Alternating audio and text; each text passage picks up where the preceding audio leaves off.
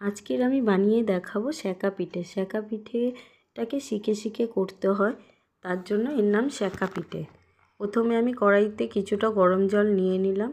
গরম জলটা ফুটলে এর মধ্যে পরিমাণ মতো লবণ আর 2 টেবিল চামচের মতো সর্ষের তেল দিয়ে দিতে হবে। তারপরে জলটা যখন পুরো ফুটে উঠবে, তারপরে এর মধ্যে দিয়ে দিতে হবে চালের গুঁড়ি। গরম জলের মধ্যে আমি দিয়ে দিলাম 1 বাটি চালের গুঁড়ি। চালের গুঁড়িটা দিতেই সাথে সাথে আমাকে নেড়ে নিতে হবে। তারপর গ্যাসটাকে বন্ধ করে দিলাম।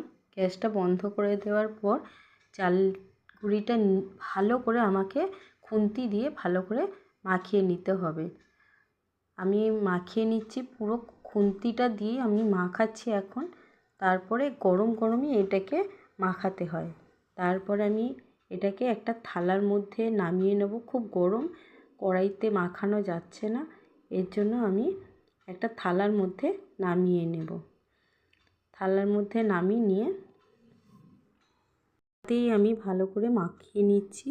মাখিয়ে নিয়ে ডোটাকে তৈরি করে নিলাম। ডোটা গরম গরম অবস্থাতেই তাড়াতাড়ি করে আমাকে পিঠেটা করে নিতে হবে। ঠান্ডা হলে এর পিঠে ফেটে যায়, ভালো হবে না।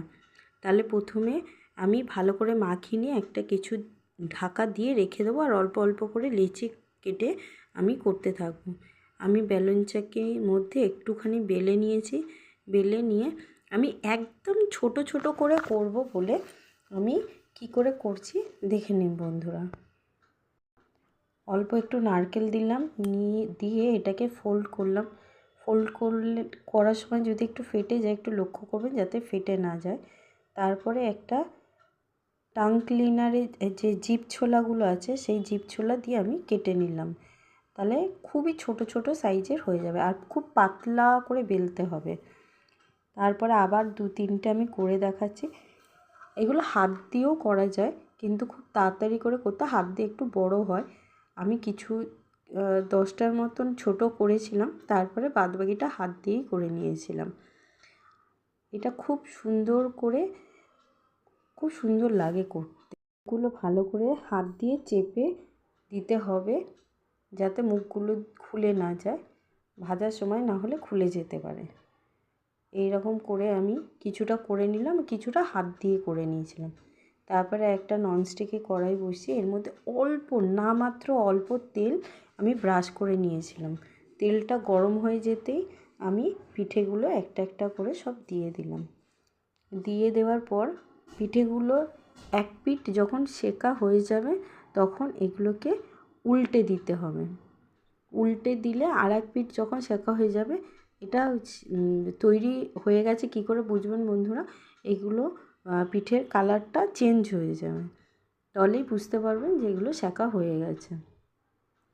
এই করে আমার এক পিঠ হয়ে গেছে, আমি উল্টে দিচ্ছি, খুব আলতো হাতে উল্টে দিচ্ছি যাতে ভেঙে না যায়। আর এক পিঠ সেকা হয়ে গেলে আমার এটা তৈরি হয়ে যাবে। এই করে আমি করে নিয়েছি। যদি রান্নাটা ভালো লাগে একটু লাইক, শেয়ার, কমেন্ট করবেন। আর আমার অনুরোধ রইল একবার করে খেয়ে দেখবেন কেমন লাগে।